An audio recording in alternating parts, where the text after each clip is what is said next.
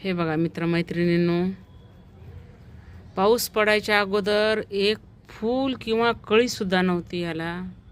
आणि आता बघा हे पाऊस पडल्यानंतर एवढे फुलं उगवलेत याला रात्रीतून. मला सांगा किती फुलं उगवलेत हे. कसं निसर्गाचं आहे हे बघा. पाणी पडल्याबरोबर एकदम असे खूपच छान फुलं आलेत लगे याला. असं पाहिलं का असं मनाला असं प्रफुल्लित वाटायला लागले बघा. एवढं छान वाटतंय. निसर्गाच्या पाण्यामध्ये किती ताकद आहे बघा.